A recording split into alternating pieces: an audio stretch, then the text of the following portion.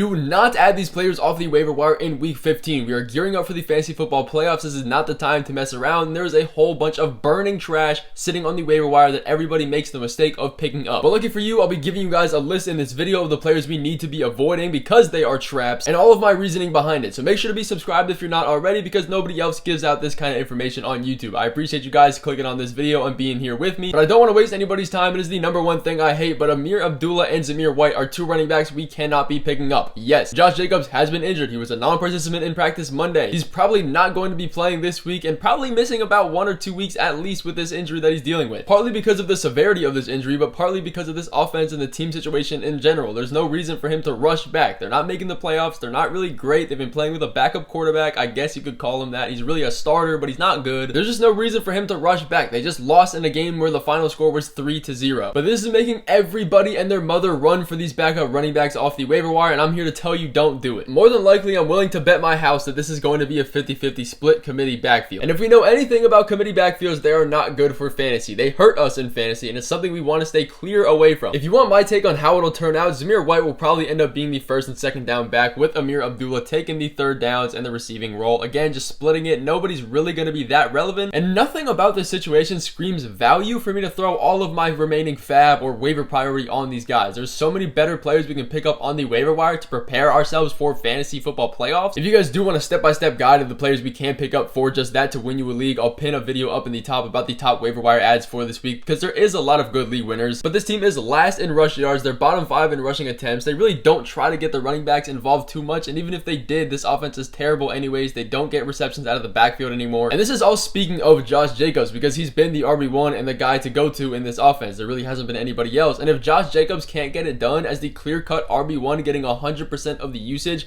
why can two mid-tier running backs getting 50% of the snaps do better than Josh Jacobs? We just don't need to waste a roster spot. If this was a really, really good team, we consider it. But this team is terrible. They're not playing for anything. There's no reason for me to pick them up for my fantasy playoffs. But keeping it on the running backs, kind of a similar situation here. We're not going to be adding any of the Bears running backs. Foreman, Herbert, Roschon, they're all traps. Leave them on the waiver wire. And it's gotten to the point where none of them can be league winners. It is a 3 RB by committee, and let me explain why this is a bad thing. Outside of the fact that committees are just subjectively bad, Foreman saw 55% of the snaps last week, and we saw Roschon Johnson seeing 30, and then Khalil Herbert seeing 20. So if one of these running backs were to go down, there would be no workhorse RB1 that would save us and win leagues. So let's say Roschon goes down. Foreman and Herbert are going to be the 2 running backs. Let's say Foreman goes down. Roschon and Herbert are going to be the 2 running backs. Again, there's just not going to be a space for a clear-cut RB1. And if we don't have that in this Bears offense where Justin Fields already takes a lot of the rushing work, it's not worth rostering any of them. It was good before when Foreman was getting coaches DNPs every week and it was just Roschon and just Herbert. All these running backs are in the mix now. It's not worth it. This backfield completely is just junk. If you want to keep one of them, maybe you have a deeper league. Foreman is the guy you're going to be wanting. But again, they have a tough fantasy schedule as well. So it's not even like if he was the RB1, it'd be worth starting him anyways. Let's clear some dead space off of our roster and roster some backup quarterbacks or tight ends just in case we get some injuries and especially handcuff running backs. Again, if you guys want help in a full list of guys you can pick up off the waivers for that, it's in the pinned video. Just check out my page. Everything's over there. But I want to quickly touch on Chase Brown. This is a guy that has the highest hype of the week, and I can tell you everybody and their mother is going to go through and add him on their team. And I'm not here to tell you he's a trap like other guys, because if I were to say that, I would just be dishonest, and you could say that I'm not researching for fantasy, because he clearly is a decent add. He is a great handcuff to Joe Mixon, but I do want us to have a rational way of thinking. There's no real running back behind him and Mixon. If he were to get injured, then Chase Brown would be the clear-cut RB1 and he would win league. He's seeing decent usage on the really small snap count that he does get now, but I don't want you guys dumping all of the fab you have left or any waiver priority on him as your number 1 priority, because again,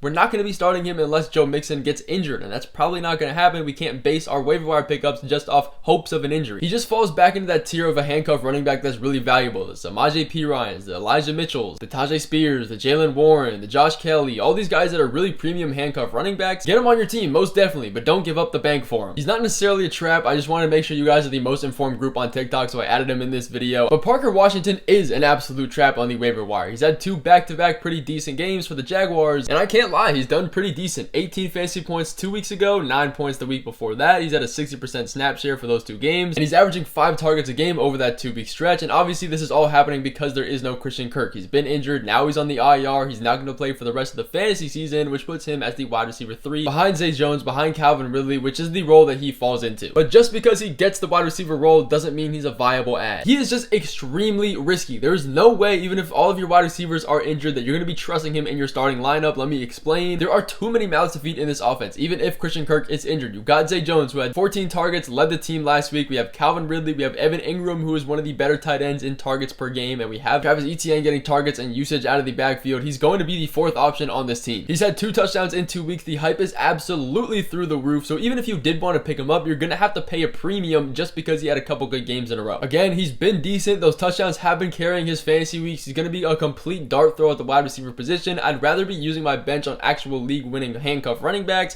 quarterbacks, tight ends, or even wide receivers that have some kind of value. And speaking of having some kind of value, Davis Allen is another guy that's a complete trap on the waiver wire. We've seen this story way too many times before. We have a tight end, they get injured, their backup comes in, he has a good game or two, and then a couple weeks later, he gets 2 receptions for 20 yards. That's his average. Outside of the fact that there's a pretty good chance that Tyler Higbee does play again in week 15, he just does not have any value in this offense again. He's essentially the 4th option on this offense, behind Kupp, behind Puka, behind Kyron Williams, and he's just not going to be consistent. We can see this with the stats. When Cooper Kupp is healthy, if we take Tyler Higbee for example, the targets that go to the tight end position absolutely tank and get cut in half. I don't know why Cooper Kupp takes away from the tight end targets. It's just a historical fact. We've seen it year in and year out. He's a cool dude. He played 71% of the snaps, had 5 targets, a touchdown. He looked pretty decent, but again, Tyler Higbee's probably going to be coming back, and when he does, he's a complete non-factor. And let's say Higbee were to be out for the remainder of the season, there's no way we can trust him when we have guys like Cooper Kupp and Puka getting all of the targets. There's no way that the Rams can keep scoring 30 points a game. They've done it over the past 3 weeks. This level of scoring and time on field and targets and yardage and all this kind of stuff has been increasing his value and everybody's value. They're going to come back down to earth in a couple of weeks. Don't pick him up on your waiver wire. And I know the tight end pool is absolutely bare, but do not pick up Tyler Higbee either. He is junk on the waiver wire. We've been talking about it before since his week 1 and 2 breakout. He's not a consistent guy. So many people are running to pick him up because he had the nice fantasy day. 2 touchdowns, a Patriots win. They put up a lot of points. All the narratives and hype is going to the Patriots, if there even is any. But you guys know me. If they don't get volume, I don't want them. He had 3 targets and 2 of them ended in touchdowns. They are super volatile. This is probably the best the Patriots have played all season, or at least as of recent memory, and that's not going to continue. If his best game in a Patriots win that put up over 20 points is 3 targets, I don't want anything to do with it. You can't even give him the benefit of the doubt. If you look at his charts and his targets, they have been completely inconsistent. They're not even a high inconsistent either. Since the bye week, he's had 0, 4, and 3 targets, and that's not much different than what he's been seeing for the entirety of the season outside of that 1 and 2 games he had in the beginning of the season. This is one of those situations where we do have to be realistic. He's the tight end 17 on the year, but if we take out those first 2 weeks of the season where he had 2 touchdowns, he's not even on the radar. This Patriots offense is absolutely atrocious still, and Demario Douglas hasn't been playing. When he comes back, he's going to be the number 1 in targets, which is just going to make him even more risky. As far as quarterbacks go, I know it's a very small pool of guys that you can pick up. There's been way too many injuries, but that does not mean Nick Mullins is a guy that we can go through and pick up and have confidence in. Jefferson is injured again. Do we know how serious it is? At the time of this recording, no. Even if he does play, it's not really going to change much. This offense is just scary. I mean, they won by putting up 3 points last week. They're not very efficient on their own. I was never a huge Josh Dobbs guy as far as fantasy football goes. His hype was going through the roof, and he's still not that good. And now he gets benched for Nick Mullins. I wouldn't pick up either of these 2 guys. They don't have any value for me. Yes, they have the weapons, but this isn't this Kirk Cousins led offense that we're used to anymore. The passing volume isn't there. The talent really isn't there either. And the same goes for Easton Stick. Yes, Justin Herbert is out. He has just been named out for the season with his injury for his finger. Yes, he has Keenan Allen. Yes, he has Austin Eckler. He has some guys to pass to. Again, it doesn't mean he's a good player. This offensive line is terrible. He's not going to have time to actually let his routes progress. I mean, you have a guy like Easton Stick playing in his first couple games. They're not going to be running too much of a dynamic offense, throwing super far down the field. It's going to be a lot of checkdowns, kind of like Jake Browning was doing in the first week or 2 of his start with the Bengals.